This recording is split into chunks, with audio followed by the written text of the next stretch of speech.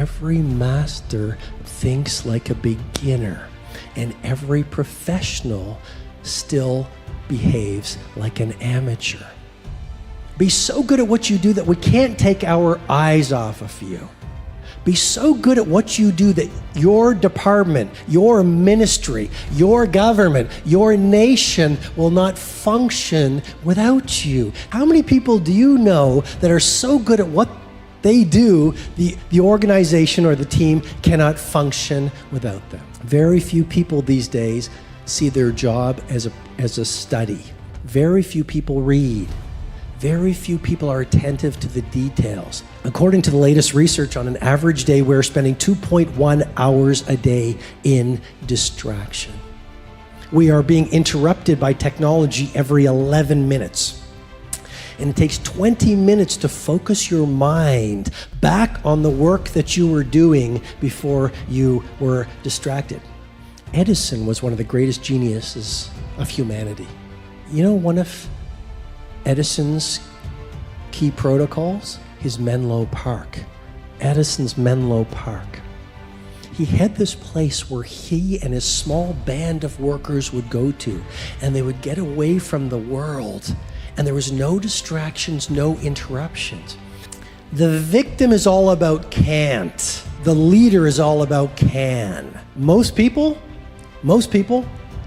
it's all about can't. Here's why we can't do this. Here's why we can't have the best team. Here's why this project won't work. Here's why I can't get really fit. Here's why I can't make time to read. Here's why I can't be the Picasso of my industry. So number one, you know you're playing victim when you are thinking, speaking, and behaving in the psychology of can't. The victim makes excuses, the leader delivers results. The victim makes excuses, the leader gets world-class work done. And by the way, beneath every single one of your excuses lives a fear. The reason we make excuses all day long and then actually start believing the excuses are true is because we're frightened. Most people are afraid of their greatness. Most people are afraid of success. Most people don't feel they deserve very much. Most people are afraid to shine brightly in the world. So we construct this architect. You know, Bruce Lee said it well. He called them a self-constructed programming. And I just want to challenge you. You might be reciting these excuses every day, and you're saying them so many times, you actually think they're true. Leaders are brilliant at self-deception. How many of you are really good at lying to yourselves? Most of us do that as human beings. And so the victim is very much about excuses. The leader is all about results. I can tell how well you're leading by the trail of results and value you've left behind. The victim is addicted to distraction.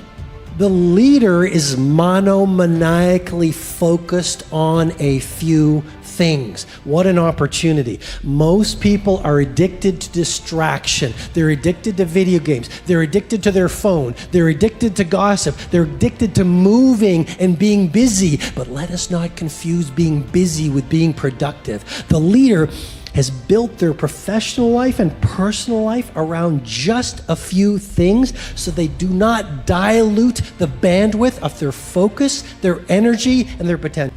But that's a very disruptive act. I'm suggesting to you, you don't build a wide life and you don't build a wide career, but you go really, really deep. And most people don't do that. Most people are so distracted. They're not present anymore. They look you in the eye, they're not present. They go home, they're not present for their children. Are you present for your teammates? The greatest gift you can give to another human being is the gift of your presence. And even if you want to do world-class work, how can you do world-class work if you're distracted? The victim is frightened of change. The leader is inspired by change. The victim is a follower. We live in a world that's so interesting right now. a lot of people are behaving in ways they see people on the social media behaving, even though that's not right for them. It's an incredible world right now. Most people on the planet today are followers. Here's a game-changing insight. Think for yourself. How many people do you know think for themselves? How many people do you know are originals? Most people have not even made the time to think alone. What food do I like? What are my top values? What is real leadership for me? What are my true measures of success? What are the books I like versus the person I follow on the social media? It is rare to see a woman or a man thoughtful, deep, thinking for themselves. Most people are card-carrying members of the cult of mediocrity. Most people don't think for themselves. They're brainwashed. They're hypnotized. They're plugged into the matrix. They're watching all the media, and they're being hypnotized and programmed into a way of living that I believe is heartbreak at the end.